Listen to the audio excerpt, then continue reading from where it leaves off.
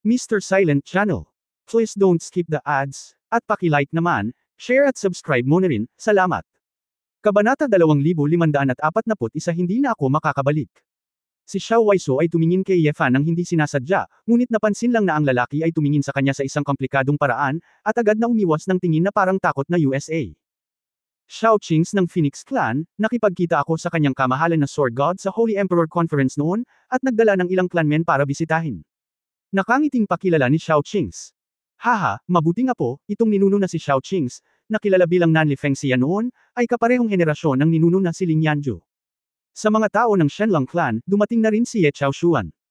Sa oras na ito, bilang lolo ng Sword God, ang kanyang presensya ay tila marangal. Kung hindi dahil sa ganitong antas ng pagkakamag-anak, halatang hindi pa niya ito turn para ipakilala siya sa eksena. Ngumiti si Ye Fan at tumango, nandito rin ang matanda. Naayos na ang lahat para sa tirahan dito. Ang iyong kapatid na nagngangalang Azazel ay nag-ayos ng lahat para sa atin, huwag kang mag-alala, sabi ni Ye Chaoshuan na may maliwanag na mukha. Sa sandali ng kalaban, gawin mo lang ang sarili mong bagay ng buong puso.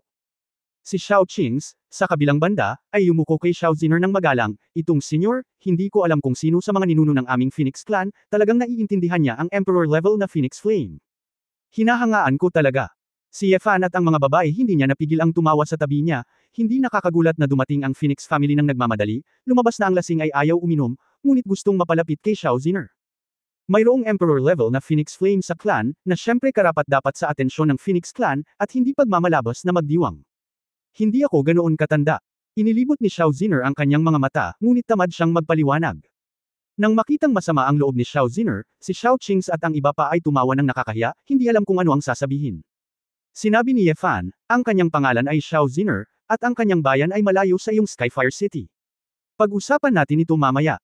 Ang mga tao ng Phoenix Clan ay biglang napagtanto na tila ito ay isang henyo na lumitaw sa isang malayong sangay, at sila ay napanatag.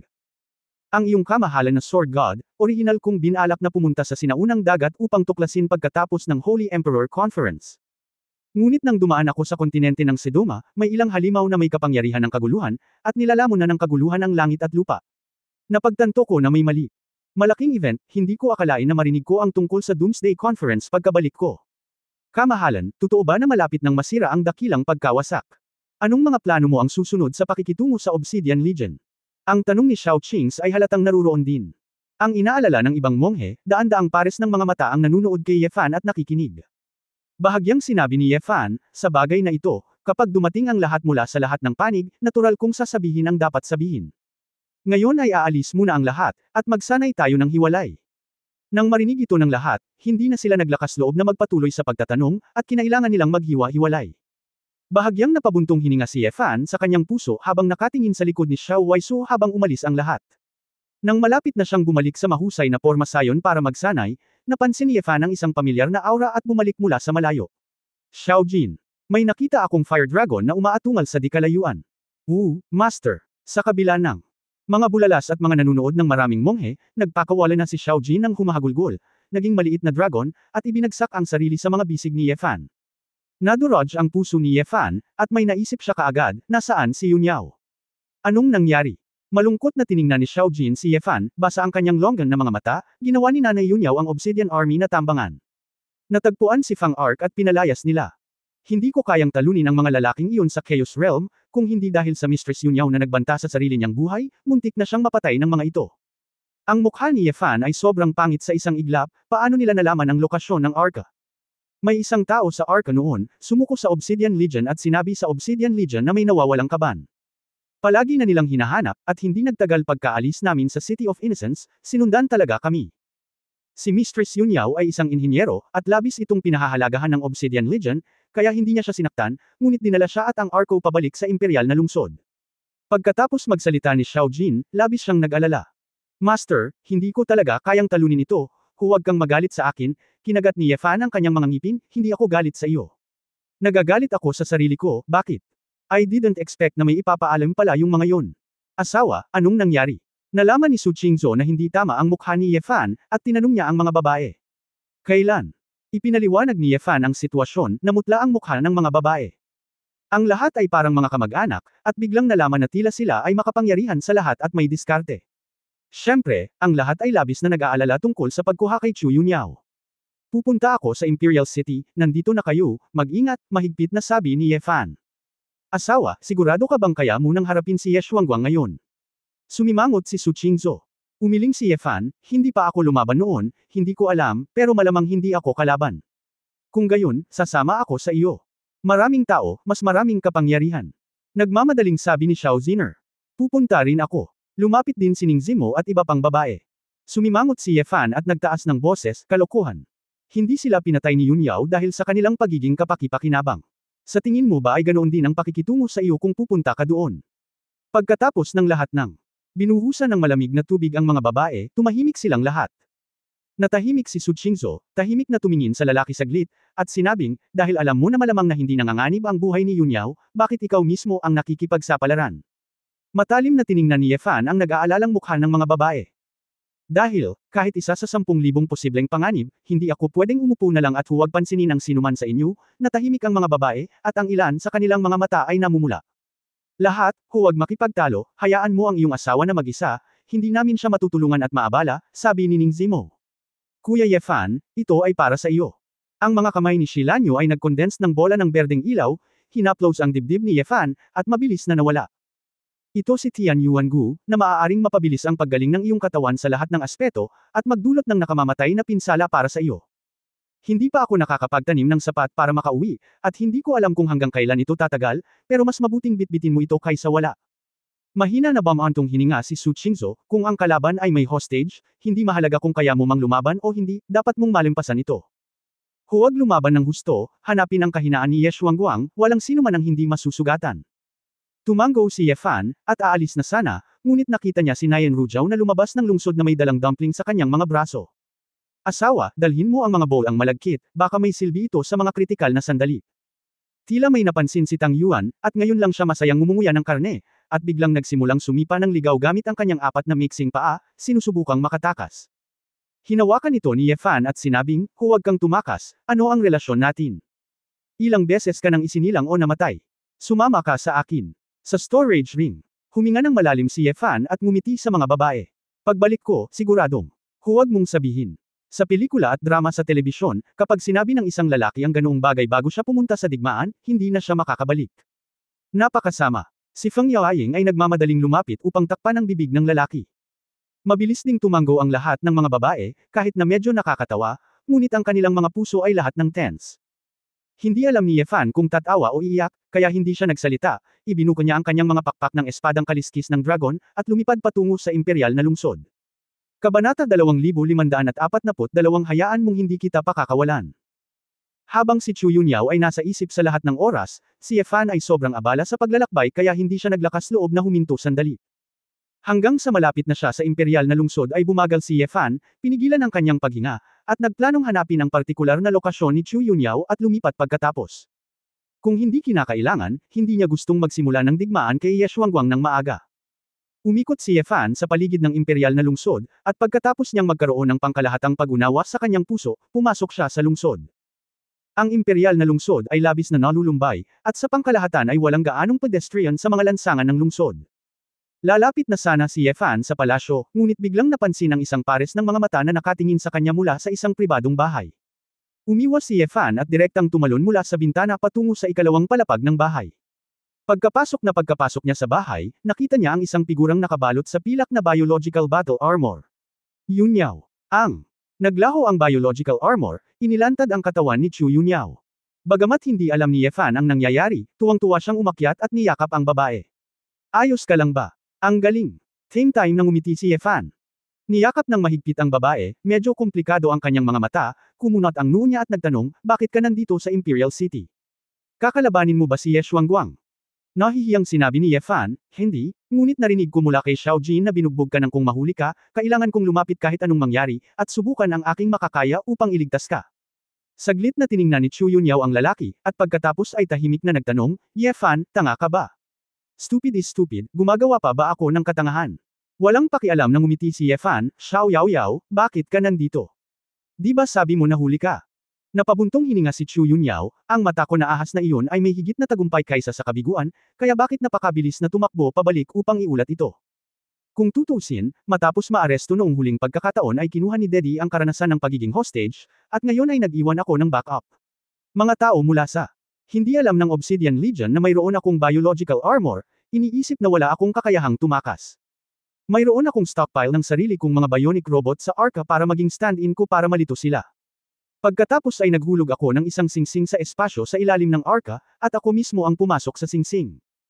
Sa ganitong paraan mahuhulog ako sa labas kasama ang singsing, at kapag walang tao sa labas, makakalabas ako ng ligtas. Natigilan si Yefan, masyadong maalalahanin ang babaeng ito. Saka bakit hindi mo sinabi sa amin? Bakit nandito ka pa rin sa kakaibang sabi ni Yefan? Una sa lahat, hindi ako sigurado kung ang kabilang partido ay may signal na anti-tracking technology. Ang pakikipag-ugnayan sa iyo ay maaaring ibunyag ang aking lokasyon. Pangalawa, maiiwasan ang aking Starfire armor na masubaybayan. Balak kong maghintay hanggang gabi bago tahimik na bumalik sa pambansang guro. Nakalimutan mo na ba na mayroon pa akong space jumping device, at itinatago ko ito sa loob? Kung ang isang tao mula sa Obsidian Legion ay gagamit nito, ang kahihinatnan ay ang Sword Sect at ang God Court ay inalis lahat sa isang iglap, nakasimangot si Yefan, naiintindihan ng babae na may magandang intensyon. Napabuntong hininga si Chu Yunyao, kaya, gusto kong lumapit at tanggalin ang mga pangunahing sangkap upang maiwasang magamit ng Obsidian Legion. Kung hindi lang ako idle ngayon, tiningnan ko ang positioning system at nakita kong nasa gilid ng Imperial City ang iyong mobile phone. Ni hindi ko alam na pupunta ka dito. Tumingin si Chu Yunyao sa lalaki na parang tanga, hindi ko akalain na napakatanga mo. Bobo ka, paano yung iba? Hindi ka pinigilan ng isang mahinahong tao tulad ni Su Qingzhou. Walang makakapigil sa akin, wala akong tiwala sa iyo, nakangiting sabi ni Yefan. Medyo namumula ang mga mata ni Chu Yunyao, at niyakap niya ang leeg ni Yefan at hinalikan ito ng mariin. Tawagin mo akong tanga, bakit? At halikan mo ako. Pagkaraan ng mahabang panahon, tumawa si Yefan. Gusto kong halikan, walang dahilan. Walang ekspresyon si Chu Yunyao, ngunit napakalambot ng kanyang mga mata. Tiningnan ni Yefan ang mature na mukha ng babae at gustong gawin ito kaagad. May iniutos, ngunit pinigilan. Hindi angkop na manatili dito ng mahabang panahon. Pumasok ka sa ring at panatilihin ang mga kagamitan ng National Teachers House. Kung mapanganib mong sirain ang lungsod, mas mabuting sirain ang dalawang aparato ng Shenzhanzong at Shenting. Sumimangot si Chu Yunyao, sirahin ang dalawang device. Aba, naaawa ka pa rin sa iyong scientific research equipment sa oras na ito, Xiao Yaoyao? Hindi mo ba talaga naiisip na ang iyong stand-in ay laging nakakapagtago sa kanila, di ba? Huwag mong sabihing maghintay ka hanggang gabi, baka ngayon, hinihintay ka na ng mga tao. Kasama mo ako, walang magawang sabi ni Yefan. Bagamat nag-aatubili si Chu Yunyao, naramdaman din niya na masyadong malaki ang panganib, kaya atubili siyang pumayag. Para sa kanya, ang mga siyentipikong kagamitan na ito ay parang mga bata. Hindi sila huling paraan. Ayoko talagang sirain sila ng diretsyo. Sa makatuwid, mas gugustuhin niyang makipagsapalaran at subukang panatilihin ang tatlong mga aparatong tumatalon. Ngunit pagkatapos sabihin ni Yefan, alam din ni Chu Yunyao na siya ay masyadong malaki. Nang pumasok ang babae sa ring, ginamit ni Yefan ang Hidden Dragon Art sa sukdulan, na ginawa siyang isang passerby at nagpaplanong makawala. Ngunit nang malapit na akong umalis sa lungsod, naramdaman ko ang lahat ng direksyon, at biglang may isang malakas na magulong pressure na umuusbong. Isang nakatagong malaking asol na magic circle ang direktang bomb alot sa katawan ni Yefan sa daan-daang metro, na parabang hindi mabilang na asol na apoy ang bumubuga patungo sa langit. Tulad ng inaasahan, ang inyong kamahalan na Sword God ay nagmamalasakit pa rin sa Miss Chu na ito. Sa magic circle, tila lumutang mula sa tubig ang isang eleganteng puting lalaki na may itim na balabal, kulot na maroon na buhok, at single-rimmed. Isang mapait na ngiti ang ibinigay ni Yefan, alam ko. Hindi ganoon kadali ang bagay na ito. Sa unang pagkakataon na nagkita tayo, sa ilalim ng trono ni Xia Xuanlong, isa sa tatlong multo na Diyos, si Dubrick. Bahagyang ngumiti si Dubrick, ang agham at teknolohiya ni Miss Chu ay talagang napakalakas, ngunit ang aming etheric engineer ng Obsidian Core ay hindi isang ordinaryong tungkulin. Ako. Gusto ko lang ibalik si Miss Chu, pero aksidenteng nadiskubre ang kinaroroonan ni Lord Sword God.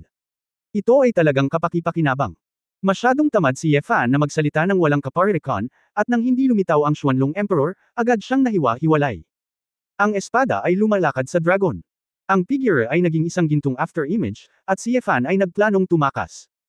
Ngunit ang magic circle ay sumabog sa isang kislap ng asul na liwanag, puwersahang nilunod ang figure ni Yefan.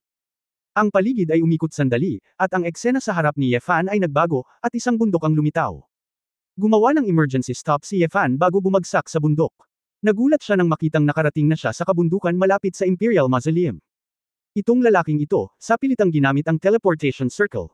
Kahit na ito ay isang short-range teleportation, ang teleportation magic na sumasaklaw sa napakalaking lugar ay talagang kamangha-mangha.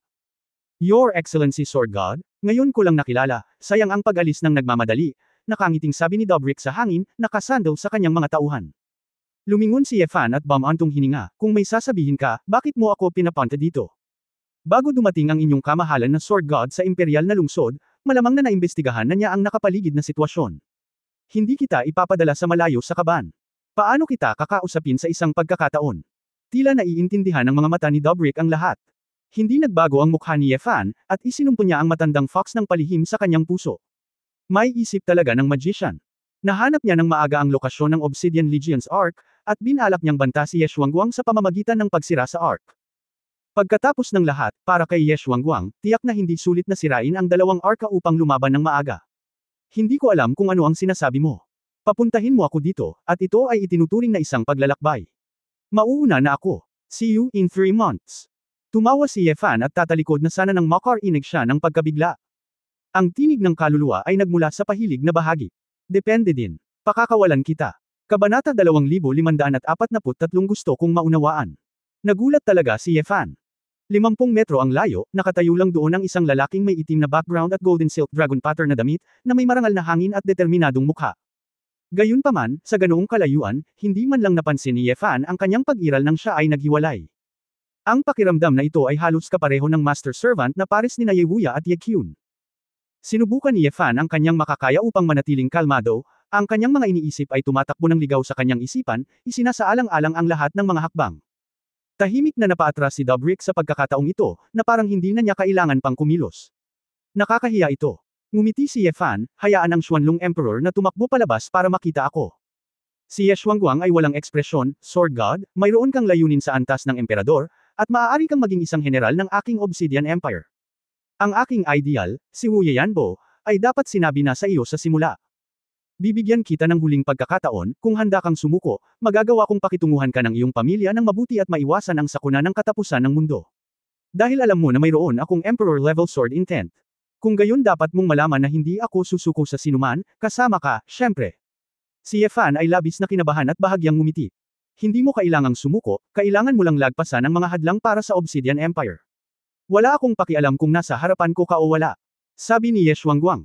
Sa aking palagay, ang uri ng pilosopiya na sumusuporta sa iyo ay kumpletong espiritual na pagsuko. Ikinalulungkot ko, hindi ako interesado sa uri ng imperyo na umaasa sa malawakang pagpatay upang payagan ang ilang tao na mabuhay. Hey!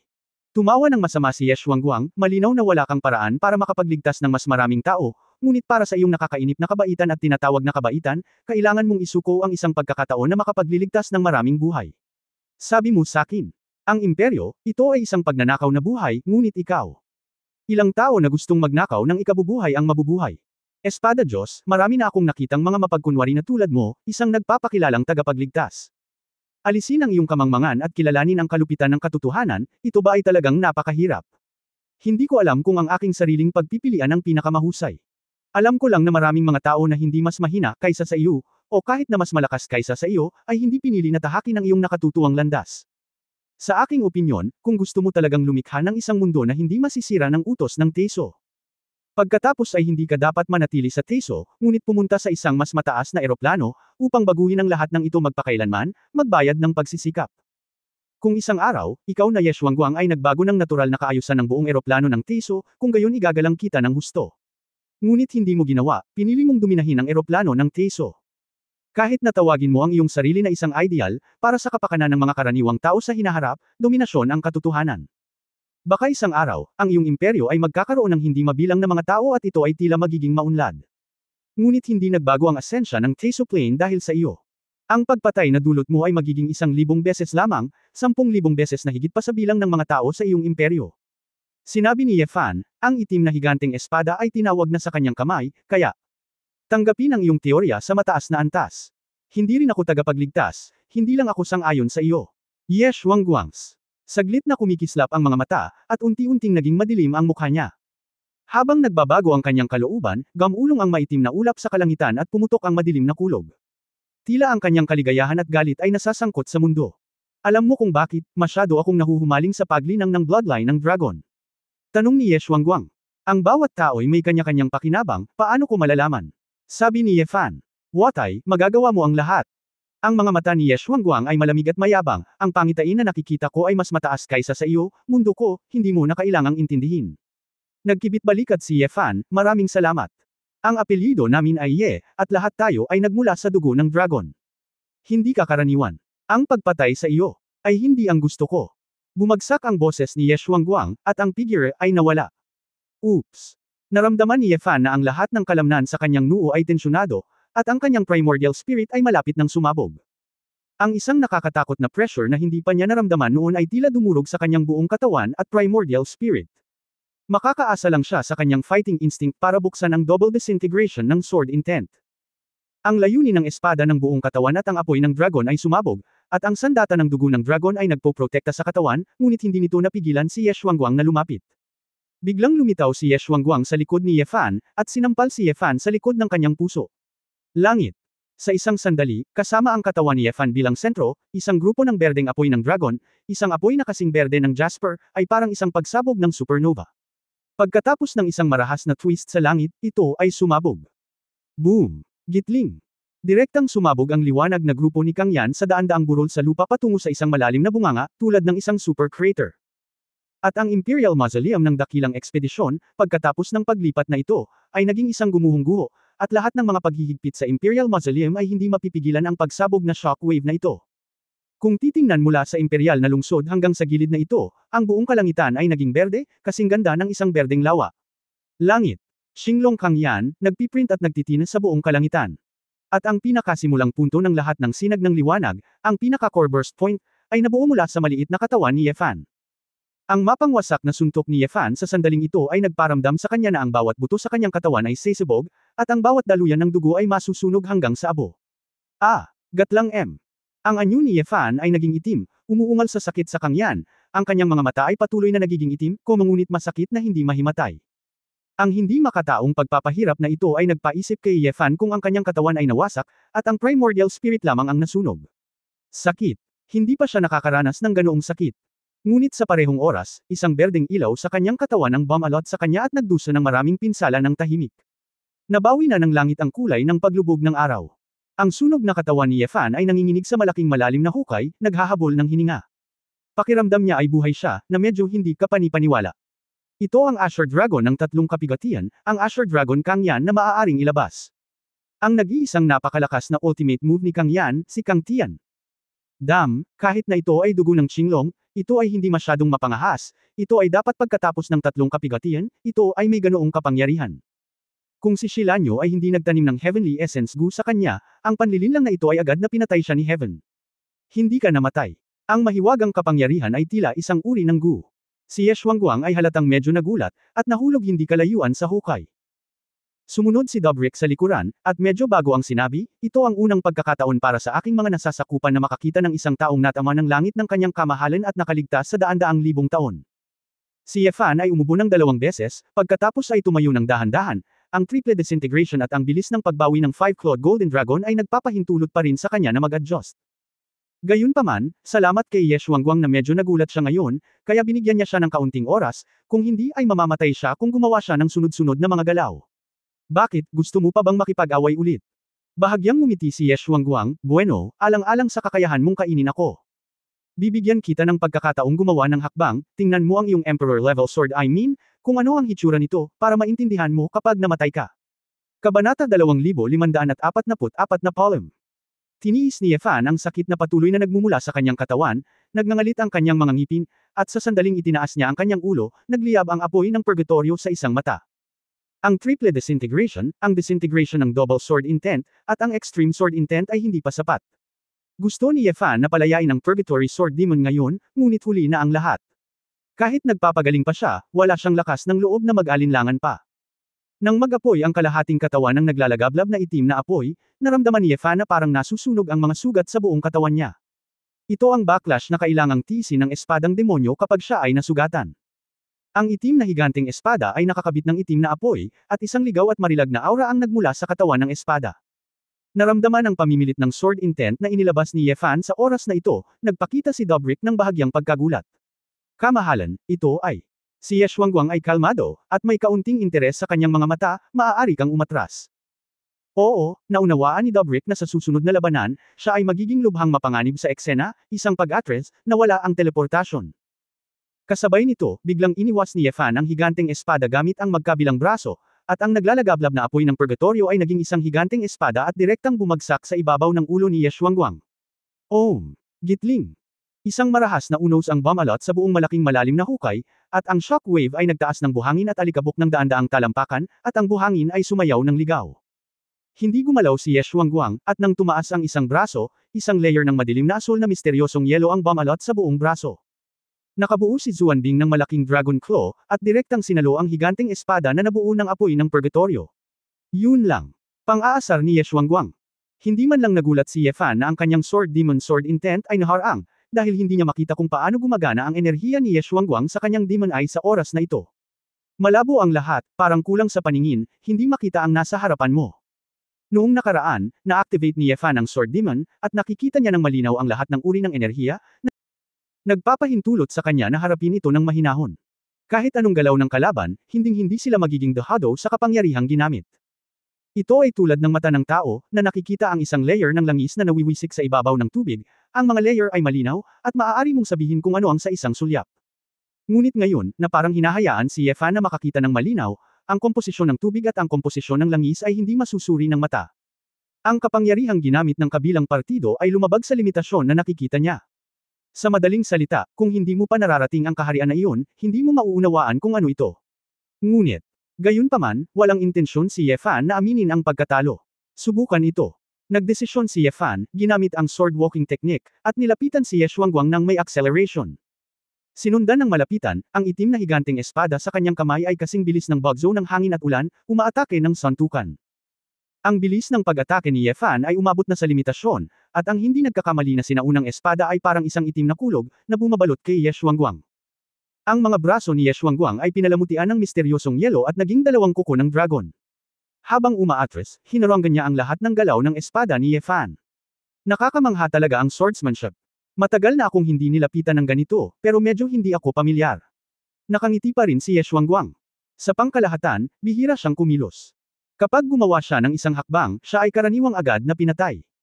Kaya, tulad ngayon, matagal na ang nakalipas na may maaaring santukan sa kanya. Ngunit kahit na siya ay hindi pamilyar, daan-daang libong taon ng karanasan sa labanan ay hindi walang laman. Bagamat siya ay nasa defensive, sapat na siyang harapin ito.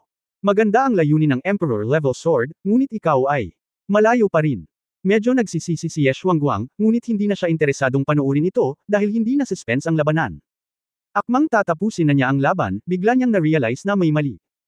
Biglang, isang madilim na anino ang bumalot sa kalangitan sa itaas ng kanilang dalawa na nag-aaway, at ito ay naging isang mukhang mabangis na espada na demonyong multo na nabuo ng apoy ng purgatorio.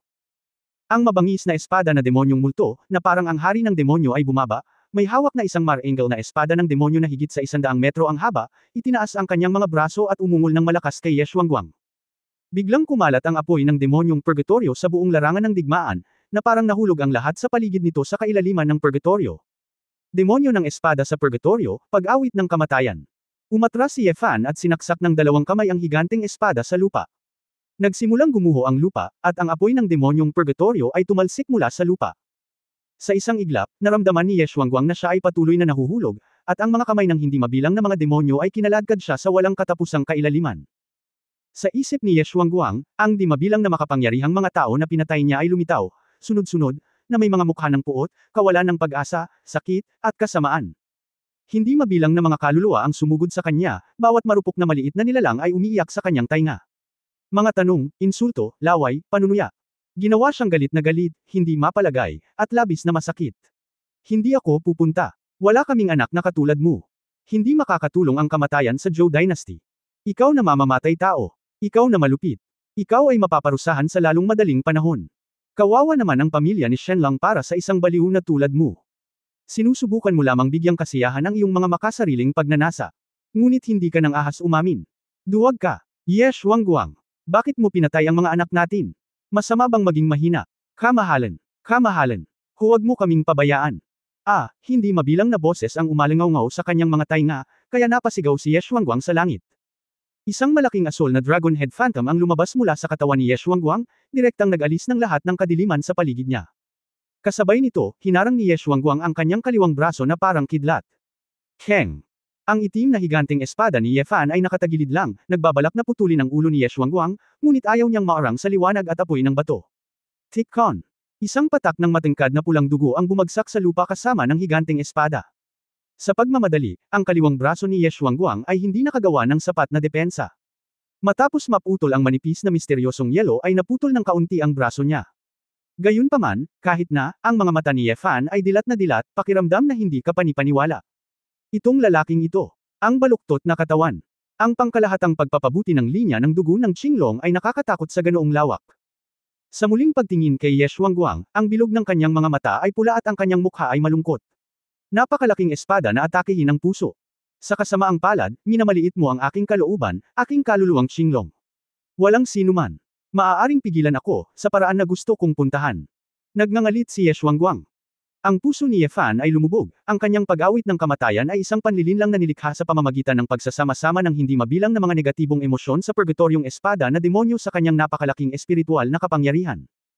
Kapag nataman, mararamdaman ng kalaban na mahuhulog sa impyerno, sisibog ang mga negatibong emosyon, at mahuhulog ka sa matinding kahibangan, depresyon, at pagkakasala. Kung mas mahina ka, direkta kang magpapakamatay. Gayunpaman, talagang lumabas si Ye Xuanguang sa mga negatibong emosyon sa loob lamang ng maikling panahon, at nakapag-react siya, agad na hinaranggan ang mga sumusunod na kilos ng espada ni Ye Fan. Sapat na upang makita kung gaano naabot ang pagkatao, paniniwala, at tiyaga ng taong ito.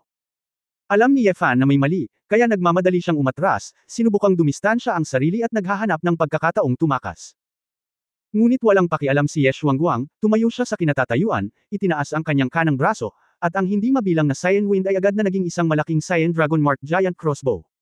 Binalot ng asul na dragon ang buong higanteng pana, parang buhay. Column, Sword God. Shanji Dragon Crossbow. Sa sandaling bumagsak ang boses, isang matalim na hanging arrow na umiikot ng berdeng dragon ay tila direktang tumawid sa distansya sa gitna, at naabot ang katawan ni Ye Fan sa isang iglap. Kabanata 2545 hindi kailanman naging. Ang Heavenly Secret Dragon Crossbow, isang stunt ng lakas ng hangin na magagawa lang ng Qinglong bloodline. Inilabas sa isang maikling distansya, ito ay mad-alien, walang ballistic sa lahat, at walang depensa. Ang malakas na hangin ay direktang pupunitan ang kalaban sa hindi mabilang na piraso, at ang kaluluwa ay mapapawi. Sa sandaling makita ni Ye Fan ang Cyan Dragon Crossbow na lumilitaw, alam niyang hindi na siya makakatakas. Instant, sa kabila ng terrain, paano magtago? Walang pag-aalinlangan, kasabay ng paglitaw ng Dragon Crossbow, kinuha ni Ye Fan ang dumpling sa kanyang mga braso gamit ang isang kamay mula sa singsing. Sa sandaling lumitaw ang mga dumplings, nagkaroon ng pagsabog ng berdeng ilaw, at tila naramdaman nila kung ano yun. Ang dalawang itim na mata ay pumuti sa takot, at halos himatayan sila. Sa sandaling lumitaw ang asul na wind arrow, bigla itong pumihit muli at direktang umiwas sa katawan ni Ye Fan. Pisyo. Malinaw na hindi inaasahan ni Ye Xuanguang na si Ye Fan ay may napaka-espesyal na divine beast na kasama niya. Nangangahulugan din ito na ang nakamamatay na pag-atake ay hindi maaaring mahawakan ang pisyo na ito, dapat itong mabypass at ma-atake ng may katumpakan. Malinaw, ang araw ng hangin kanina ay masyadong malakas, at tinakpan nito ang pisyo, kaya nawalan ito ng bisa. Hindi inisip ni Ye Xuanguang na ito ay napakahirap, ang paglampas lang sa pisyo, ang pagpatay sa kanya ay ganoon din kadali. Ngunit hindi inaasahan ni Ye Fan na palaging paprotektahan siya ni Tang Yuan. Pagkatapos ng lahat, ang pinakamalaking paggamit ng glutinous rice balls ay upang protektahan ang kanilang sarili sa pamamagitan ng sorpresa sa sitwasyon ngayon. Kapag nalaman na ng kabilang partido na may glutinous rice balls, siguradong hindi na sila aatake sa posisyon kung saan may glutinous rice balls. Bukod dito, kahit na ang mga dumplings ay hindi mamamatay, sila ay masasaktan. Sa makatuwid, ang kalaban ay maaaring gumamit ng mga normal na pag-atake at dahan-daang ubusin ang mga ito hanggang sa kamatayan. Alam ni Ye Fan na walang saysay ang pagtakas ng ganito, kaya hindi na siya umatras, at sinamantala ang pagkakataong nilikha ni Tang Yuan para tumalikod at sumugod. Nang bumalik ang dumpling sa ring, kinaladkad ni Ye Fan ang espada sa isang kamay, at ang talam ay nag-vibrate sa napakabilis. Ang apoy ng mahika sa purgatorio ay nag-apoy sa mga particle, at habang ang mga particle ay nag-vibrate, ang mga pagbabago-bago ng enerhiya ay naging mas malaki, at ang puwersa ng nakapalibot na espasyo ay naging hindi matatag. Nang makitang biglang tumalikod si Ye Fan, medyo natarante si Ye Xuanguang, ngunit wala siyang pakialam at binalak niyang ilabas muli ang Heavenly Secret Dragon Crossbow. Ngunit sa sandaling ito, sabay na itinaas ni Ye Fan ang kanyang espada, at ang kapangyarihan ng hindi mabilang na mga particle at kalawakan ay nagdala ng isang kometa ng layunin ng espada na pumailanglang sa kalangitan. Purgatorio Sword Demon, Dimensional Exile. Ang itim na higanteng espada ay kinaladkad ang isang puwersa ng nabasag na espasyo, na parang naputol ang espasyo, at ang espasyo ay nabalisa. Ang espasyong sinusubukang bawiin, at ang espasyo na kinaladkad at nabasag ng layunin ng espada, dalawang agos ang lumikha ng malaking puyaw ng espasyo. Mula sa malayo, lumitaw ang isang baluktot na mundo sa harap ni Yefan, makulay at kakaiba. Iyon ang space rift ng magkaibang dimensyon, na sapilitang binuksan. Lumitaw ang space vortex, na naging dahilan upang magkaroon ng malaking space pressure ang lugar kung saan matatagpuan si Ye Xuanguang. Nang bumagsak, itinulak nito ang buong katawan niya sa siwang. Napalampas lang ang Heavenly Secret Dragon Crossbow ni Ye Xuanguang dahil sa pagbaluktot ng espasyo. Whoosh! Ang mukha ni Ye Fan ay nilaslas ng wind arrow, at isang dampi ng dugo ang lumutang palabas. Ngunit sa sandaling ito, si Ye Xuanguang ay natigilan at nalunod sa siwang ng kalawakan. Saglit na umikot ang espasyo, nawala ang puyo ng tubig, at naibalik muli ang kalmado.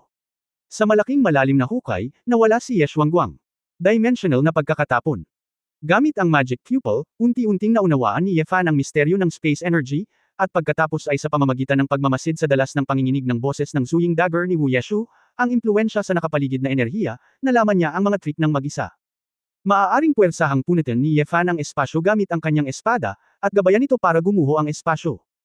Katulad ng atmospheric pressure, may pressure din ang space, na maaaring pilitin ang kalaban dito. Gayunpaman, ang pagsira sa katatagan ng espasyo ay nagdudulot din ng isang tiyak na banta sa sarili. Kung tutuusin, kung magulo ang espasyo, maraming paghuhusga ang mali.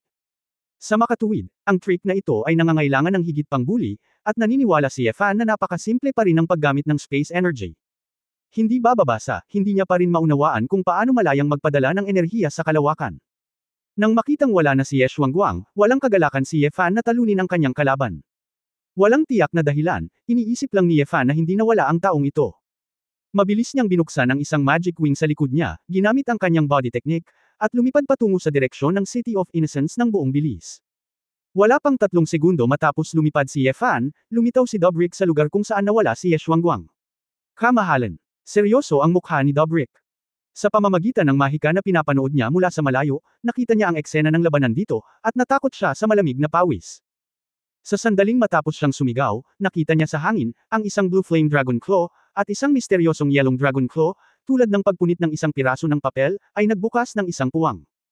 Matapos ang dalawang kuko ng dragon ni Ye Xuanguang na puwersahang mabali ang espasyo, lumabas siya ng kalawakan na may malungkot na mukha. Isang mahabang hininga ang pinakawalan ni Dobrik, mahal na kamahalan, magiging maayos ka. Paano mo ako may kukulong sa puwang sa kalawakan, naiintindihan ko ang mga sekreto ng eroplano, bakit ako matatakot sa kapangyarihan ng kalawakan? Tumingin si Ye Xuanguang sa kaliwa at kanan, at pagkatapos ay itinuon ang direksyon ng pagtakas ni Ye Fan. Sa malamig na singhot, muling itinaas ni Ye Xuanguang ang kanyang kamay at naglabas ng mas kahangahangang Cyan Dragon na crossbow. Ang lakas ng hangin ay parang ilog na umaagos. Sa pagkakataong ito, hindi agad bumitaw ang Dragon Crossbow, ngunit, sa itaas, ibaba, kaliwa at kanan ng Dragon Crossbow, mayroong libu-libong mga arrow ng hangin na nag-condensate sa maikling panahon. Langit na lihim na Dragon Crossbow, libu-libong absolute. Biglaan. Ang libu-libong mga Dragon Crossbows ay sumabog tulad ng 1,000 Asher na dragon na umuungal, lumalabas sa 1,000 skyline. Si Ye Fan ay lumipad na ng 10,000 metro mula sa Imperial Mausoleum, at hindi na niya makita ang imperial na lungsod. Gayunpaman, bigla kong naramdaman na may krisis sa likod ko. Damn! Gustong umiwas ni Ye Fan, ngunit nalaman niyang masyadong maikli ang oras. Halos katutubo niyang inilabas muli ang mga bola ng malagkit, inilagay sa kanyang ulo upang protektahan ang mga ito, at pagkatapos ay humiga sa hangin upang mabawasan ang posibilidad ng pinsala hanggat maaari. Bang! Lumipad ang laman at dugo, at ang binti ni Ye Fan ay direktang nabasag. Kahit sa layong 10,000 metro, ang lakas at bilis ng Tianji Dragon Crossbow ay nagparamdam pa rin kay Ye Fan na hindi mapigilan. Sa isang sigaw, lumipad si Ye Fan sa pinakamalapit na lambak, nahulog sa batis, at sabay na nagtago sa space ring. Nahulog ang singsing sa siwang ng sapa, napakaliit nito na hindi nakikita. Larangan ng digmaan ng Imperial Tomb. Napatingin si Dobrik sa direksyon na nil-iPad ni Feng Ya, at nagtanong, "Kamahalan, gusto mo bang habulin?" Walang pakialam ang mukha ni Ye Xuanguang, hindi na kailangan, kung gusto niyang magtago, baka hindi natin siya mahanap. Kung itutulak natin siya ng nagmamadali, sinisira ang aking kaban, ang mga pakinabang ay mas hihigit sa pagkalugi. Hindi tatagal ng 3 buwan, ihahatid pa rin siya sa pintuan, at itataas ko ang kanyang ulo sa harap ng lahat ng nasa baha at takutin ang mundo. Matalino ang iyong kamahalan, pumugutan ng ulo sa publiko, talagang mas nakakapagpalawak ng ating hukbo. Prestige, hayaan mong sumunod ang mga hanggal na iyon.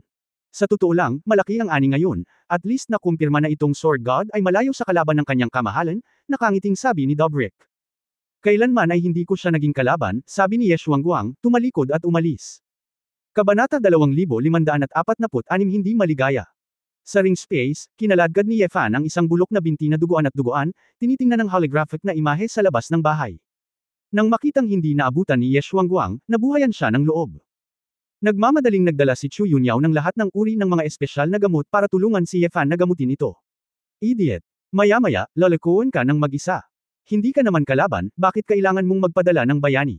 Hindi ka pa ba sapat na naglaro para iligtas ang kagandahan bilang isang bayani? Nagmura si Chu Yunyao, namumula ang kanyang mga mata. Namutla ang mukha ni Ye Fan, at ngumisi, gayunpaman, matanda na ako, at napakadaling sabihin na ako ay isang magandang babae. Galit na pinandilatan siya ni Chu Yunyao, nabasag ang iyong mga binti, bakit ka nahihiya tumawa? Walang pakialam na nagkibit-balikat si Ye Fan, mabuhay ka lang, ang mga binti ay tatubo muli sa ilang sandali, huwag mag-alala. Ang mga pangunahing pag-andar ay napakahusay at hindi makakaapekto sa iyong kaligayahan sa ikalawang kalahati ng iyong buhay. Direktang tinamaan ni Chu Yunyao ng kamao ang sugat. Ay! Sigaw ni Ye Fan. Masakit hanggang kamatayan. Kinagat ng babae ang kanyang ngipin. Nahihiyang ngumiti si Ye Fan, iyon.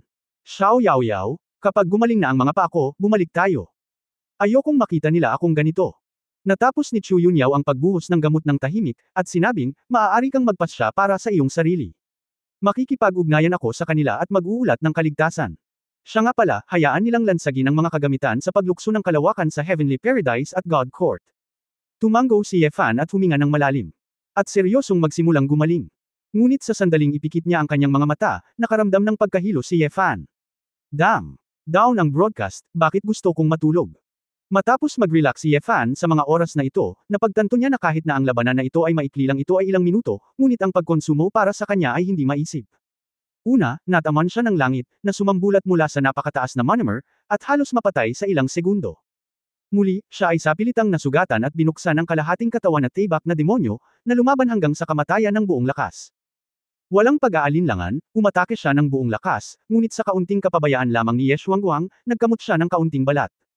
Alam ni Ye Fan na sa susunod na haharapin niya si Ye Xuanguang, hindi na magiging epektibo ang dalawang sword intent ng Dimension Banishment at Death Chant. Sa makatuwid, kapag kaharap niya si Ye Xuanguang ngayon, siya ay puro nasa estado ng, naghihintay na mapatay sa ilang segundo.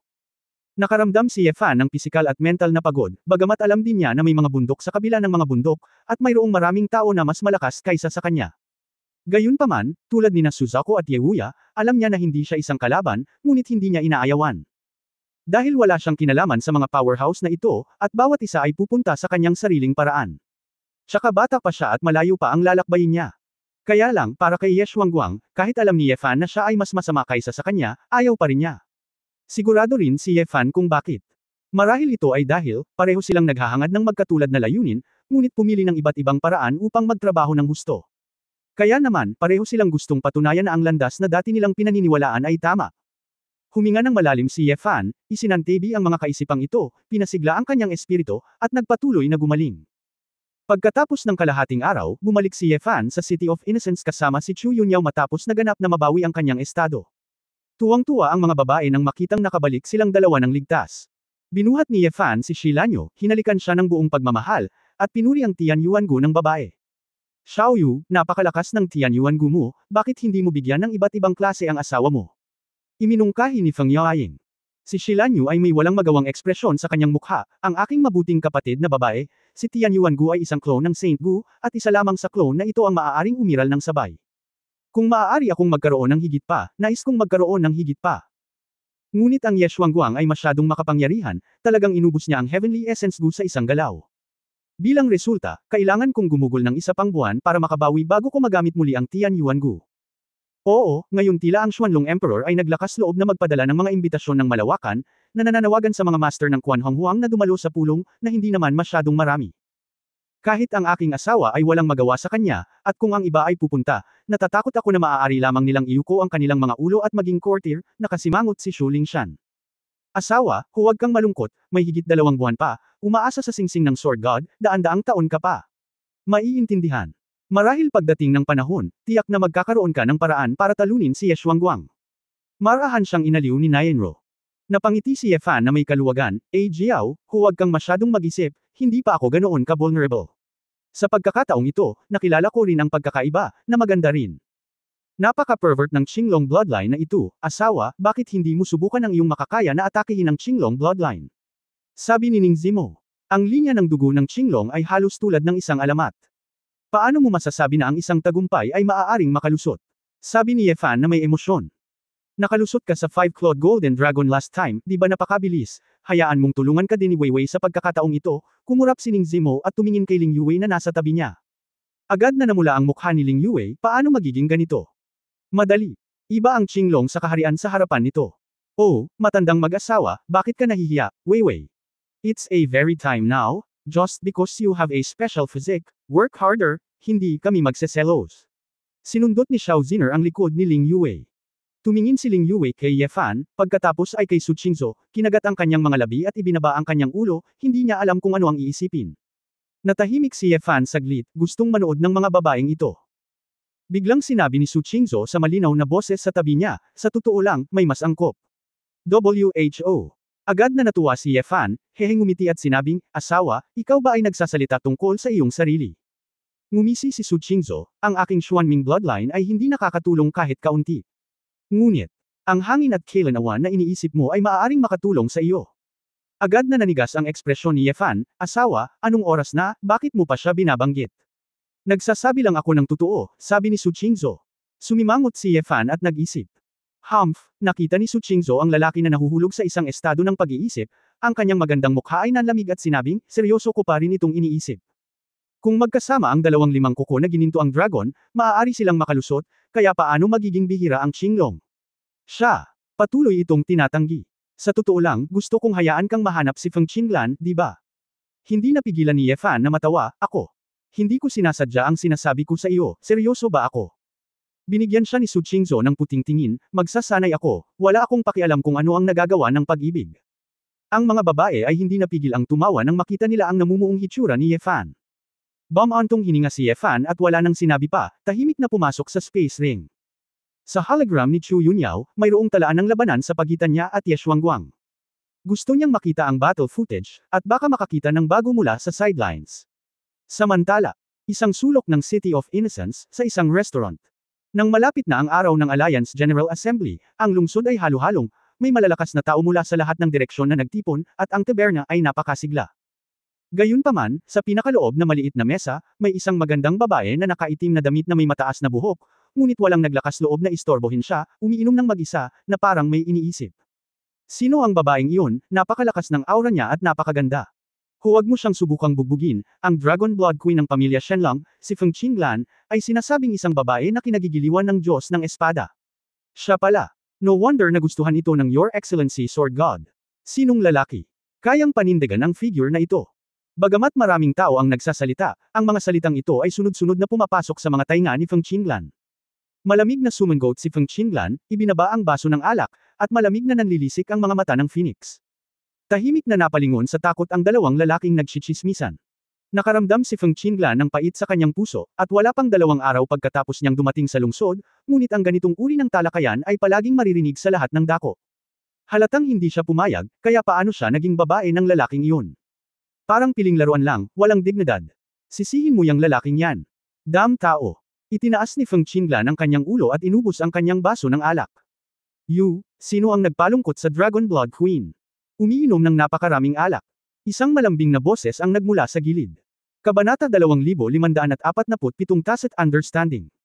Nilingon ni Feng Qinglan ang kanyang ulo at sumulyap, at nalaman na siya ay isang nakamamanghang kagandahan sa isang itim na damit at isang pulang damit, na may magandang bond at mahabang buhok na nakalawit hanggang sa kanyang baywang. Ikaw ba? Bahagyang natigilan si Feng Qinglan, na nagpapakita ng isang pahiwatig ng pag-iingat, isang pahiwatig ng hindi likas. Ang kagandahan sa kanyang harapan ay liwanag ng kandila. Ang nangyari sa pagitan ng 2 babae sa kuweba at ni Yefan noon ay naging dahilan upang hindi maalala ni Feng Qinglan. Bikung Chan, bakit mo siya kasama?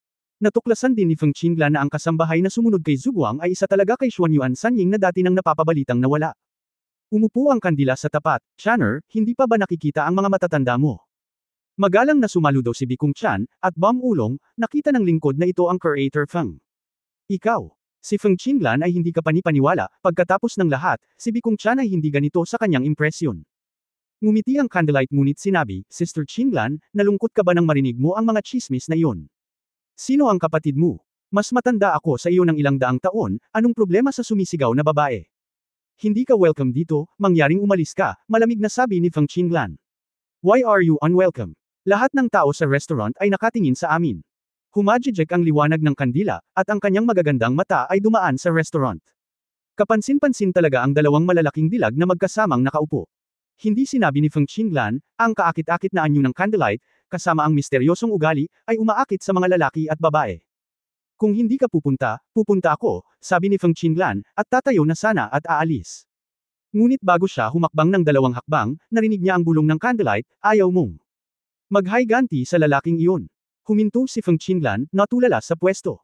Isang matalim na tingin ang sumili sa mga mata ni Candlelight, na parabang may nahuhulaan na siya. Pagkatapos ng isang gabi, kulay abo at malamig ang kalangitan sa City of Innocence, na parabang sabay-sabay na bumaba ang temperatura.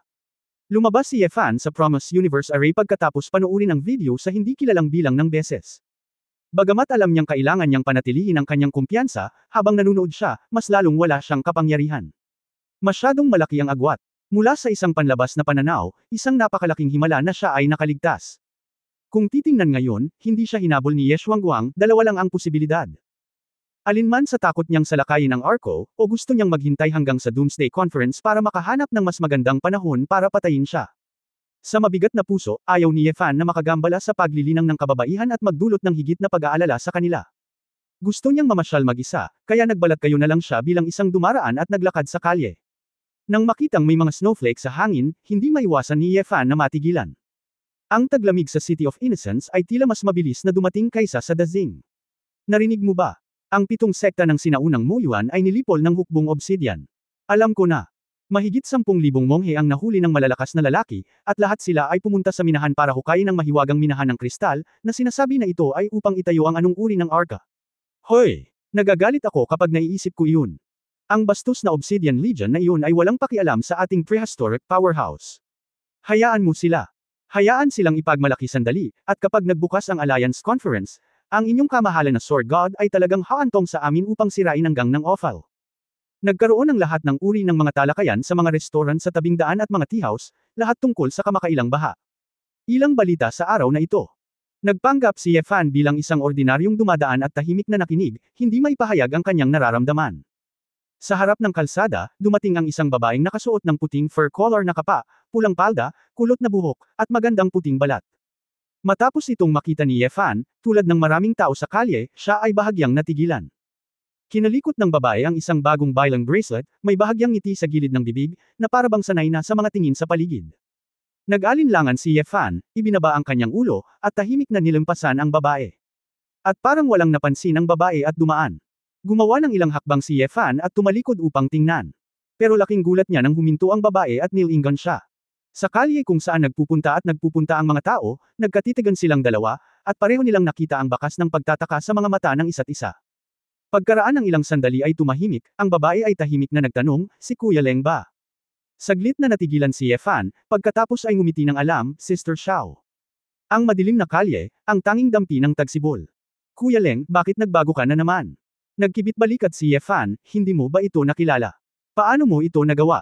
Nagpout si Xiao Waiso, na nagpakita ng parang batang babae, ito ay. Isang uri ng ito ay isang pamilyar na pakiramdam. Natigilan si Ye Fan saglit, pagkatapos ay tumawa, ang pakiramdam ng isang babae ay talagang matalas. Natahimik ang dalawa ng mahigit 10 segundo. Bagamat naramdaman ni Ye Fan na marami siyang salita sa kanyang puso at gustong ihayag ito, hindi niya alam kung ano ang sasabihin o kung saan magsisimula.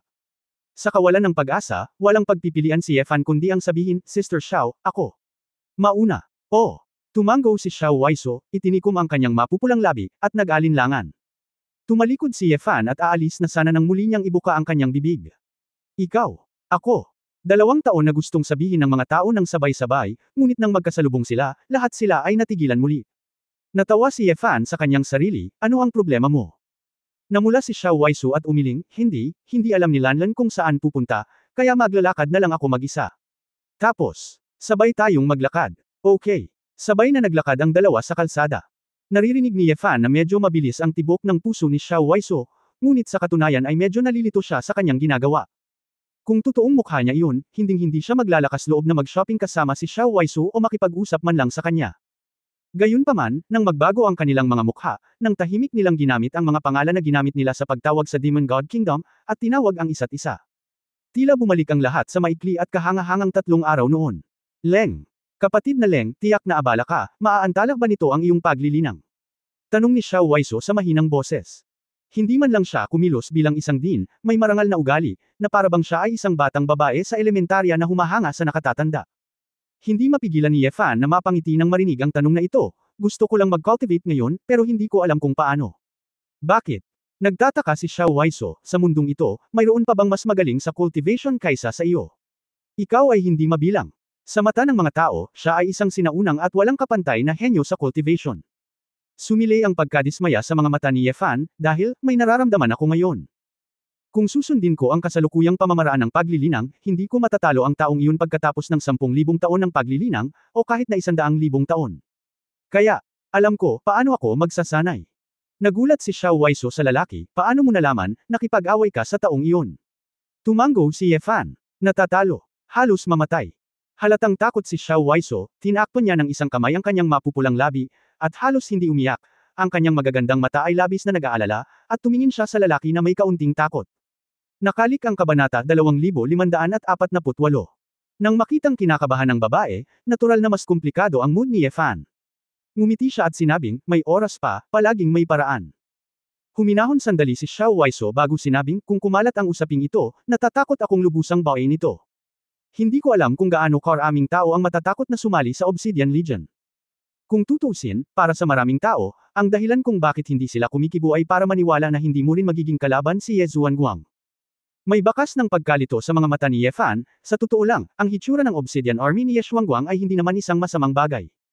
Ang sibilisasyong ito ay mawawasak sa loob ng 1 taon. Sa oras na iyon, kung talagang walang paraan upang mailigtas ito, kung gayon ang ilang mga tao ay maaaring sumakay sa arka. Mas mabuti nang umalis kaysa wala. Iniisip ko, kahit na may paraan talaga ako para harapin si Ye Zhuangguang, ano ang magagawa ko para pigilan ang pagkawala ni Hong Wang? Nag-isip sandali si Xiao Waisu, pagkatapos ay mahinang sinabi, Brother Leng, sa katunayan, hindi mo kailangang ilagay ang lahat ng panggigipit na ito sa iyong sarili. Kailangan mo lang subukan ang iyong makakaya upang gawin ang sa tingin mo ay tama, at huwag mag-iwan ng pagsisisi, kaya bakit mahalaga ang hinaharap? Walang makakapagpasaya sa lahat, kahit na iligtas mo sa Hong Wang, may mga taong magsasabi ng masama tungkol sa iyo sa likod mo. Kahit na mabaigaw ka sa huli, o tumakas, may mga taong maaalala ka, at palaging may mga taong nagtitiwala sa iyo at sumusunod sa iyo.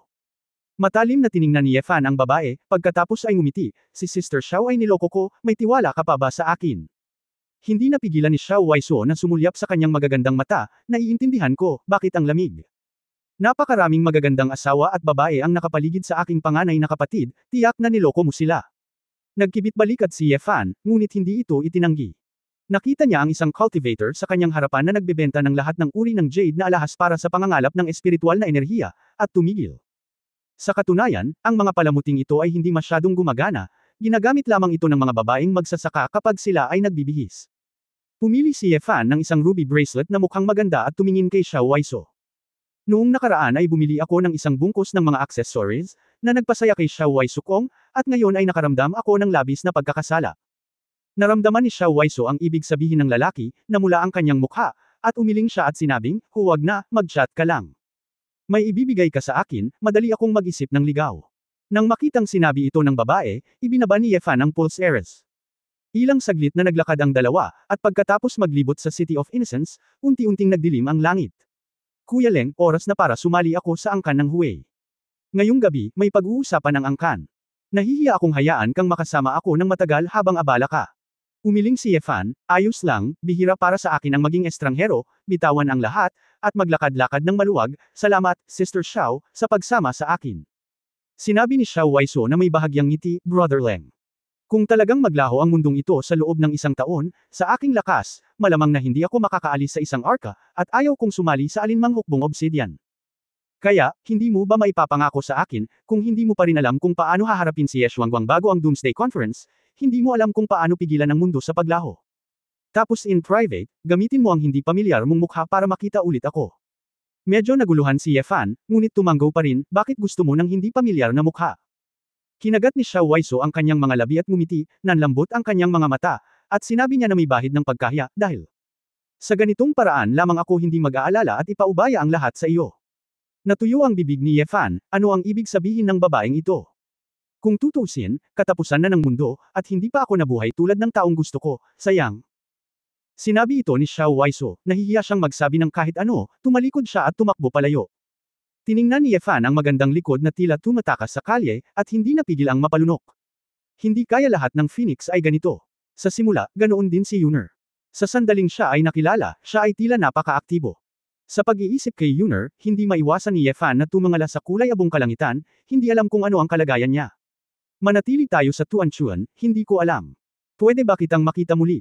Pabalik sa engranding pormasayon sa palasyo, nakita ni Ye Fan na ang mga babae ay pawang nagtatanim sa kanilang mga silid. Gayunpaman, dumating din sa bulwagan ang isang figure na ilang araw nang hindi nakikita. Gamot muna. Nakita ni Ye Fan na ang Pale Saint na ito ay lumitaw sa pormasayon, na parang naghahanda na gumawa ng mga table tasks. Kamahalan na Sword God, bumalik ka na, nakangiting sabi ni Yao Wei. Nakita ni Ye Fan na ang dalawang babaeng katabi niya, sina Ji Chang'a at Ao Shuang, ay abala sa pagpoproseso ng ilang mga gamot na ilalagay sa Pale Furnace. Matapos gumaling si Ao Shuang, sinunod muna niya ang gamot at naging isang batang apprentice, at sa wakas ay nakaahon sa sakit sa simula. Inilipat mo ang alchemy room sa City of Innocence. Tanong ni Ye Fan. Mahiwaga talaga ang magic technique ni Mrs. Ling. Salamat sa pagkakaiba sa oras, maaari kong pinuhin ang mas kapaki-pakinabang na mga tabletang panggamot bago ang kumperensya ng katapusan ng mundo. Ang bawat tao'y mangangailangan ng maraming medicinal pill para makapagsanay at labanan. Mother Su, maging considerate, kung hindi, mag-aaksaya pa ako ng oras sa Divine Sword Sect. Unang sinabi ni Yao Wei. Tinampal ni Ye Fan ang kanyang noo, ngunit talagang hindi niya pinansin ang puntong ito, kailangan talaga ni Yao Wei siya ng oras. Si Su Qingzhou ang tahimik na nag-coordinate ng lahat ng ito sa likod niya. Hindi talaga siya mabubuhay kung wala itong malaking kasambahay. Pagkatapos ay maaari mong pinuhin ang higit pang mga gamot na maaaring mapabilis ang paglilinang at mapabilis ang paggaling. Ngayon ang lahat ng mga materyales sa prehistoric na mundo, banggitin lamang ang anumang gusto mo, sabi ni Ye Fan. Si Yao Wei Xian ay may pambihirang seryosong tingin, sa sandali ng buhay at kamatayan, dapat gawin ni Yao ang kanyang makakaya upang tulungan ang kanyang kamahalan na Sword God sa pagkakataong ito. Tinapik ni Ye Fan ang lalaking ito sa balikat, at silang dalawa ay hindi magkakilala, hindi mahalaga kung siya ay magdedepekto sa hinaharap, at least ngayon kailangan ko talagang magpasalamat sa kanya. Paglabas ng alchemy room, nakita ni Ye Fan si Gu Qing na nagmamadaling umalis. Si Gu Qing ay nakasuot ng isang saya na mahabang eleganteng damit, at ang kanyang ugali ay mas elegante at pino kaysa noong una siyang nakilala. Sect Master, si Gu Qing ay natigilan saglit, tumingin kay Ye Fan na may komplikadong mga mata, at bumati ng may paggalang. Hindi nakita ni Ye Fan ang babaeng ito sa loob ng ilang araw, at nang maisip niya ang oras na siya ay nasa marquee ng Zhenbei, bumisita sa Kayanfang, pumili ng isang warren, at lihim na pinagmamasdan siya, si Aohan, at ang Crown Prince, ito ay parang habang buhay na malayo. Sa katunayan, hindi nagtagal para sa labas ng mundo, ngunit si Ye Fan ay nasa ring ng daan-daang taon. Sa makatuwid, nang makita ko si Gu Qing, nakaramdam ako ng kaunting alaala at emosyon. Nahihiyang tumingin din si Gu Qing kay Ye Fan.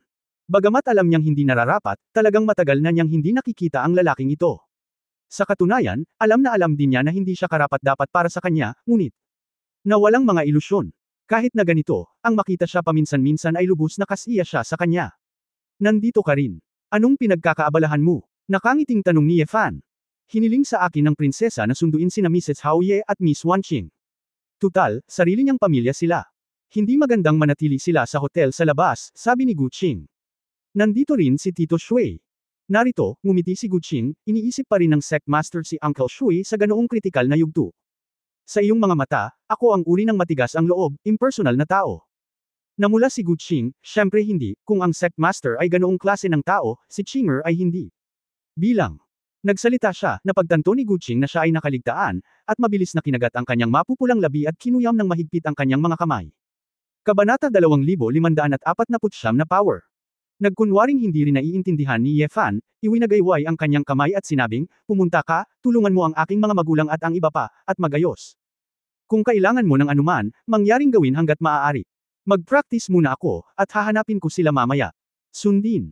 Matalim na tiningnan ni Gu Qing ang lalaki, nakaramdam ng kaunting pagkawala sa kanyang puso, at agad na tumalikod para umalis. Napabuntong hininga si Ye Fan, matagal na siyang wala sa mundong ito, at mukhang marami siyang utang sa pag-ibig. Gayunpaman, wala talaga akong ganoong uri ng pagmamahal kay Guqing, hindi ako maaaring magsinungaling sa iba, kailangan kong magpakatanga kung gagawin ko. Gayunpaman, naaalala ang mga huling salita ni Xiao Waisu ngayon, ang kanyang kaakit-akit na kilos at ang kanyang mature na ugali, nakaramdam ng kaunting init si Ye Fan. Naglakad siya patungo sa silid ni Su Qingzhou, nakita ang iginuhit ng babae gamit ang isang brush, at tahimik na naglakad. Mula sa likuran ay niyakap niya ang balingkinitang bewang ng babae. Asawa, lumabas ka ba para magpahinga? Mahinang tanong ni Su Qingzhou. Inaamoy ang halimuyak ng jasmine, sinabi ni Ye Fan na, asawa, sabi mo. Kung talagang wala pa tayong 3 buwan, dapat ba nating tapusin ang ilang bagay na hindi natapos? Nang inag ang katawan ni Su Qingzhou, tumalikod siya, at ipinulupot ang kanyang mga braso sa leeg ng lalaki, na may malabong ngiti sa kanyang puting mukha na parang hibiscus. Kung aaminin mo ang pagkatalo, ipinapangako ko sa iyo, iiwan natin ang lahat dito ng magkasama, at gagawin ang gusto nating gawin sa natitirang oras. Hindi nakaimik si Ye Fan, ibig sabihin. Hindi ako umaamin ng pagkatalo, hindi ka sumasang-ayon. Seryosong tumango si Su Qingzhou, hayaan mong sabihin ko sa iyo ang totoo. Nag-practice ako ng Xuanming Dharma sa Wordless Heavenly Book sa isang napakahalagang punto. Kung masira ko ang Yuan Yin sa oras na ito, at gusto kong magtagumpay sa paglilinang sa hinaharap, ang kahirapan ay madodoble. Kaya, kung gusto mong lumaban hanggang wakas, hindi ko ibibigay ang katawan ko sa iyo, dahil gusto kitang ipaglaban hanggang sa huling sandali. Pero, kung pipiliin mong sumuko, ayoko nang magsanay, sasamahan kita hanggang dulo, buhay man o kamatayan. Natawa si Ye Fan sa kanyang sarili, paano ako susuko? Kailangan kitang isama para muling makasama ang aking anak. Kung gayon kailangan mong tiisin ito, hayaan mong sabihin ko sa iyo, kung magtagumpay ako sa paglilinang, kung gayon ang aking katawan ay. Sumandal si Su Qingzhou sa tainga ng lalaki at sinabi ang sunod-sunod na bulong. Jiling, talaga. Nakakaapekto rin ba ito sa function na iyon? Ganyan ba kapana-panabik? Namula ang mukha ni Su Qingzhou. Totoo ba, malalaman mo kung mabubuhay ka? Napabuntong hininga si Ye Fan, at biglang nagkaroon ng malakas na motibasyon na talunin si Ye Xuanguang. Hoy! Kayong dalawa, hindi ba ninyo hayagang pag-usapan ang isyong ito ng pagpaparami ng buhay? Kumatok si Chu Yunyao sa dingding at mukhang walang magawa sa pinto.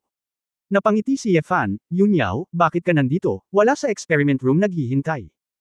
Inilibot ni Chu Yunyao ang kanyang mga mata sa kanya, lumakad papunta sa gilid ni Su Qingzhou, at kinuha ang blueprint na iginuguhit ni Su Qingzhou ngayon. Ito na. Tama, binitawan ni Su Qingzhou ang lalaki, tumalikod at sinabing, ito ang larawang nakita ko gamit ang Tianyan arithmetic. Sinulyapan ito ni Ye Fan at nalaman na ito ay isang napakakomplikadong drawing, medyo katulad ng iba't ibang A-device na binubuo ng mga bahagi. Ano ito? Dapat ay ang Obsidian Legion, na gumagawa ng isang bagong-bagong arca sa Magic Crystal Mine. Sa blueprint na ito, magiging mas madaling agawin ang arca o sirain ito. Tiningnan ito sandali ni Chu Yunyao at sinabing. Natigilan si Ye Fan, may isip pa ba ito ni Su Qingzhou? Asawa, napakalakas mo, bakit hindi mo kalkulahin kung ano ang susunod na mangyayari sa akin at kay Ye Xuanguang? Parang, nanghihinayang sinabi ni Su Qingzhou, masyadong makapangyarihan ang taong iyon. Kung iisipin ko siya, mahihimatay ako sa sakit. Napangiti si Ye Fan na nahihiya. Sa katunayan, alam din niya na imposibleng kalkulahin ang iba't ibang trajectory ni Ye Xuanguang, kung hindi ay sinabi ito ni Su Qingzhou ng mas maaga. Nang makitang nagsimulang talakayin ni Su Qingzhou at Chu Yunyao ang iba't ibang issue sa deployment, hindi sila inabala ni Ye Fan. Ang dapat niyang gawin sa kanyang sarili ay talagang paglilinang, ngunit kailangan pa rin niyang makahanap ng inspirasyon. Kahit na sinubukan niya ang kanyang makakaya upang maabot ang ika-4 na antas ng disintegrasyon, talagang wala siyang pagkakataong manalo laban kay Ye Xuanguang. Sa makatuwid, hindi siya nagmamadali sa bulag na linangin, dapat niyang mahanap ang tamang direksyon. Pagdating nila sa kwarto ni Ling Yue, niyakap ni Ye Fan ang babaeng nag-aaral ng formation. Namula si Ling Yue, alam kung ano ang ibig sabihin ng isang lalaki, natural na hindi siya tatanggi. Sa susunod na mga araw, hindi lamang naghahanap ng inspirasyon si Ye Fan sa silid ni Ling Yue, kundi pati na rin sa iba pang mga silid ng kababaihan. Napaisip siya at naisip niyang medyo nakakatawa siya. Sa oras na ito, maaari pa rin siyang magkaroon ng gayong paglilibang at kakisigan. Ngunit sa katunayan, ang pag-asa sa paraan ng pag-aayos ng kalangitan, makakatulong ito sa mga kababaihan na mapabilis ang kanilang paglilinang sa ilang lawak, at ang sariling antas ng paglilinang ni Ye Fan ay bumuti rin. Nakakalungkot na nalaman ni Ye Fan ang dugo ng dragon, ngunit walang palatandaan ng pag-unlad. Makalipas ang mahigit 10 araw sa malaking pormasayon, nagsimulang hindi makayanan ng mga babae. Kung tutuusin, masyadong malakas ang physical fitness ni Ye Fan. Sunod-sunod na nagpoprotesta ang mga babae, iniwan si Ye Fan na mag-isa saglit. Lumabas din si Ye Fan mula sa malaking pormasayon, pumunta sa tirahan ni Ye Wangto at ng kanyang asawa at iba pa, at nakipag-chat sa mga tao sa Zhenbei Hufu saglit. Mula sa bibig ni Ye Wangto, nalaman namin na mayroon ng mga hukbo at magulong powerhouse na nagsanib puwersa upang paksain ang masasamang espiritu sa lahat ng bahagi ng prehistoric na kaharian. Maraming tao ang nabigyan ng pagkakataong umatras, at sa wakas ay tumalikod na sila. Ang Demon God Kingdom ay hindi rin nakapag-concentrate sa pakikipaglaban dahil sa sunod-sunod na paglitaw ng masasamang espiritu. Habang nagaganap ang kaguluhan, tila unti-unting pinagkakaisa ni Hongwang ang harapan. Medyo nagkasala si Ye Fan. Pagkatapos ng lahat, ipinangako niya na isakay si Teng Jiuxiao at ang iba pa sa Arca, ngunit ang Arca ay inagaw na ngayon ng Obsidian Legion. I can only hope na hindi alam ng kabilang partido na wala akong kaban for the time being. Kuya, nanay at tatay, umuulan. Gulat na sigaw ni Ye Wanqing. Lumingon ang lahat at nakitang bumuhos na ang nyebe ng mga balahibo ng gansa sa bakuran. Nagulat si Jisoo at sinabing, itong lungsod na walang kasalanan, napakaaga ng taglamig. Ang lugar na ito ay talagang katulad ng ilang. Ito ay mas malayo sa Hilaga kaysa sa Beiming City. Normal para sa snow na bumabagsak ng maaga, sabi ni Ye Huang. Nalanghap ni Ye Fan ang malamig na hangin at tumayo para umalis. Kuya, bakit hindi mo itago ang dumplings? Naiinip na ako dito. Mabilis na nagmamakaawa si Ye Wanqing nang makita niyang paalis na ang lalaki. Ngumiti si Ye Fan at kinuha ang dumplings at ibinigay sa kanyang kapatid. Nang makita ni Tang Yuan si Ye Wanqing, tulad ng pagkakita sa kanyang mga kamag-anak, lumipad siya sa mga bisig ng batang babae at tila nasiyahan sa lalaking yun. Masayang niyakap ni Ye Wanqing ang dumplings, at nagmamadaling kinuha ang inihandang karne at ipinakain sa mga dumplings. Itong bata, ito ay 1 oras na, at mayroon ka pa ring maluwag na puso upang asarin ang mga dumplings. Umiling si Ji Seoksan. Nagpout si Ye Wanqing, anyway, kung nandito ang panganay kong kapatid, siguradong ayos lang. Gumagawa ng milagro ang panganay na kapatid. Ngumiti si Ye Fan, at pagkatapos magpaalam, sa sandaling lumabas siya ng bakuran, nakita niya ang liwanag ng kandila sa kalye sa hindi kalayuan, saludo siya kay Yingying. Kailan ka pa dumating? Lumapit si Ye Fan. Hindi pa niya nakikita ang babaeng ito noon at iniisip kung saan ito nagpunta. Ipinakita ng kandila ang saloobin ng isang mahiyain na anak na babae, at mahinang sinabi, Guro, may nagawang mali ang aliping ito, at pakiusap sa amo na parusahan. Kabanata 2050 Pagkakanulo. Tiningnan ni Ye Fan ang malagablan na babaeng ito, at kung wala siyang seryosong gawain, paparusahan niya ito sa loob ng 10 araw at kalahating buwan hindi alintana kung may nagawa siyang mali. Sindi ng kandila, magsasanay ako ngayon, hahanapin kita mamaya, sabi ni Ye Fan. Nang makitang aalis na si Ye Fan, iginala ng candlelight ang kanyang mga mata at sinabing, Guro, bagay kay Feng Qinglan. Feng Qinglan. Lumingon si Ye Fan, nanikip ang kanyang puso, ano ang problema niya? Wind. Elder Feng, nakilala niya ang Obsidian Legion at inaresto ng mga ito. Iniyuko ng kandila ang kanyang ulo. Ano? Nagmamadaling nagtanong si Ye Fan, kailan ito nangyari? Ilang araw lang ang nakalipas, nakita niya ang aliping kasambahay, dahil sa nangyari sa kuweba noong nakaraan, biniro siya ng aliping katulong. Hindi ko inaasahan yun. Nagalit si Elder Feng, kaya pumunta siya upang habulin ang mga alipin. Nakasalubong namin ang mga monghe ng Obsidian Legion sa labas. Ang 2 monghe na iyon ay sakam sa aming kagandahan at kailangan kaming pagsilbihan, ngunit natural kaming tumanggi. Nakatakas ang mga alipin, ngunit si Elder Feng ay hindi. Dahil nahuli, ang alipin ay hindi nang ahas na sabihin sa amo, napaluhas si Zhuguang, at labis na nababalisa. Ikaw. Nakaramdam ng inis at pagkabalisa si Ye Fan, ngunit alam niyang walang silbi ang pagsaway sa candlelight, nasaan siya, alam mo ba? Iniimbestigahan na ito, at alam lang ng katulong na ito kung saan nakakulong si Elder Feng bago siya naglakas loob na pumunta. Sinabi ko sa Master. Ang Obsidian Legion ay may tanggulan na hindi kalayuan dito. Bakit hindi mo ako dalhin doon kaagad? Oo, Master. Nagmamadaling umalis ang dalawa sa City of Innocence. Ilang araw ang nakalipas, sa restaurant. Anong ibig mong sabihin? Lumingon si Feng Qinglan at tumingin sa ilaw ng kandila. Candlelight winked playfully, wala lang, malapit nang magwakas ang mundo, syempre kailangan nating pumila sa lalong madaling panahon. Hindi ba't napakasaya na sundan ng isang malakas na tao at turuan ng leksyon ng ilang walang pusong lalaki? Matapos itong isipin ni Feng Qinglan. Ano ang gusto mong gawin? Malaking bagay, paano tayo mag-uusap sa ganoong lugar? Tumayo ang kandila at naglakad palabas ng restaurant, kung interesado ka, sumama ka sa akin. Saglit na nag-alinlangan si Feng Qinglan, sumunod sa candlelight na umalis sa restaurant at pumunta sa inn house na gawa sa berdeng kawayan sa labas ng lungsod.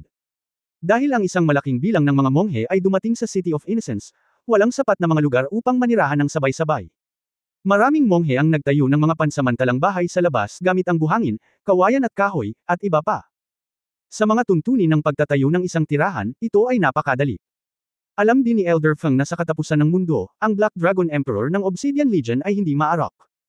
Kapag natapos na ang Doomsday Conference, natatakot ako na ang buong prehistoric land ay masakop ng Obsidian Legion. Sa oras na iyon, kung kaming mga kababaihan na may katamtamang lakas ay hindi makahanap ng isang malakas na suporta, ito ay magiging mahirap. Naupo ang kandila at hiniling kay Bikung Chan na kumuha ng isang pitchel ng alak at magbuhos ng baso para kay Feng Qinglan. Bakit, gusto mo bang umasa kay Ye Xuanguang? Malamig na sinabi ni Feng Qinglan, sa tingin mo ba ay matatalo ang Sword God? Bagamat ang Sword God ang aking kasalukuyang amo, ayon sa aking obserbasyon, hindi siya dapat maging kalaban ni Ye Xuanguang. Kaya, para sa kaligtasan, dapat nating baguhin ang sekta sa lalong madaling panahon, upang hindi maging kaalyado ng Sword God sa tamang panahon. Ngumiti ang Candlelight. Gusto mong harapin ang Sword God para makapunta ka kay Ye Xuanguang para mag-claim ng credit. Medyo naghinala si Feng Qinglan, hindi ka ba masyadong loyal sa kanya? At saka, magagawa mo bang magtago sa kanya? Tapat. Humajijek ang Candlelight, Elder Feng, sa tingin mo ba tayo, ang mga tao sa Washu Sect, ay magsasalita tungkol sa loyalty? Kung gusto mong pag-usapan ang loyalty, ito ay para lamang sa ninuno na si Chiyu, paano ito para sa Sword God? Kinusat ni Feng Qinglan ang kanyang mga mata at halos makalimutan na ang babaeng ito ay nagmula sa Huaximan. Not to mention. Galit na sabi ng Candlelight, laruan lang ako sa paningin niya, never niya akong tinatrato na parang laruan. Tretuhin ito bilang isang tao. Nakipagkompromiso ako at naging alipin niya kapalit ng aking kaligtasan. Naisip ko na kung kaya niya akong tretuhin ng may katapatan balang araw, makikilala ko siya. Sayang naman. Ang daming babaeng nakapaligid sa kanya, at hindi na niya ako kayang bigyan ng sinseridad. Kung ganoon nga ang kaso, huwag mo akong sisihin. Kunin ang kanyang buhay at gamitin ito bilang kabisera para sumali sa Obsidian Legion. Si Feng Qinglan ay mukhang komplikado, nag-isip tungkol dito, at malamig na sinabi, inaasahan mo pa rin siya na magiging katulad niya. Seryoso sa mga babae. Ito ay hindi hihigit sa isang baguhan na nagnanais ng kagandahan at nanlilinlang sa damdamin ng kababaihan. Oo, napabuntong hininga ang Candlelight, Elder Feng, hinahanap kita, dahil biktima ka rin. Halatang pinili ka niya bilang kabit, pero hindi siya nagtanong, ginawa kang katatawanan. Kaya mo bang lunukan ang tono na ito? Kinagat ni Feng Qinglan ang kanyang mga ngipin, natural na hindi ko ito lunukan. Kung gayon, handa ka ba, kasama ko, natanggalin ang ulo ng ibang tao at iharap sila sa Xuanlong Emperor? Umupo si Feng Qinglan at nagtanong. Anong gagawin mo? Ang liwanag ng kandila ay ngumiti ng kaakit-akit, at naglabas ng isang bote ng jade, ito ang Air Dust Tribulation, isang gamot na kahit ang banal na espiritu ay hindi kayang labanan. Ang material na pinino ay kinuha mula sa isang halimaw na isda sa sinaunang dagat, isang sangkap na itinago lamang ng babaeng isda kapag sila ay nang itlog. Yung tipong gaaman sa kagandahan at siguradong pagnanasaan ka. Basta kabit mo ng konti ang daliri mo, siguradong kukuha siya ng pain. Sa oras na iyon, kung ilalagay mo itong mortal na kalamidad sa alak na iniinom niya, gaano man siya kalakas, mawawalan siya ng malay. Sa oras na iyon, sa iyong lakas at aking lakas, magiging madaling kunin ang ulo ng ibang tao at sirain ang kanyang primordial spirit. Bakit hindi ka pumunta mag-isa? Si Feng Qinglan ay kainahinala.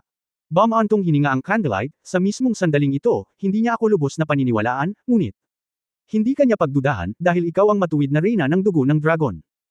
Pagkatapos mag-isip sandali ni Feng Qinglan, inabot niya ang bote, sige, pupunta ako. Pagkatapos magsalita, tumalikod si Feng Qinglan para umalis. Ngunit pinigilan siya ng Candlelight, Elder Feng, pagkatapos nating inumin ang baso ng alak na ito, maaari itong ituring bilang pagbuo ng ating tiwala. Kinuha ng kandila ang baso ng alak at ibinigay ito kay Feng Qinglan. Tumingin si Feng Qinglan sa amber nectar, pagkatapos ay sa nakangiting liwanag ng kandila, kinuha ang baso ng alak, at ininom ito. Aalis na sana siya nang bigla siyang nakaramdam ng pagkahilo. Oops! Lalong natakot si Feng Qinglan nang malaman na hindi niya magagamit ang kanyang kapangyarihan. Habang dahan-daang bumagsak si Feng Qinglan sa lupa, may kadiliman sa harapan niya. Muling nagising, si Feng Qinglan ay nasa isang kuweba sa ilalim ng lupa, at ilang kadena ang humawak sa kanyang mga kamay at paa, hindi makagalaw sa kuweba. Elder Feng, gising ka na ba? Kinuha ni Zhuguang si Bikung Chan at tumingin sa kanya nang nakangiti sa kuweba. Nang hina si Feng Qinglan at hindi makapag-ehersisyo, ano ang problema, halatang hindi ako. Hindi ako umiinom ng alak, di ba? Nang hihinayang sinabi ni Candlelight, Elder Feng, nakakadismaya ka sa akin, hindi ka talaga. Hindi ako naniwala sa akin, pero gusto kong ipaalam sa taong iyon. Ang alak na ito ay hindi isang lason, ngunit isang panlunas. Ang talagang nagpapatibay sa iyo ng iyong mga meridian at nagpapahina sa iyo ay ang insenso sa aking bahay.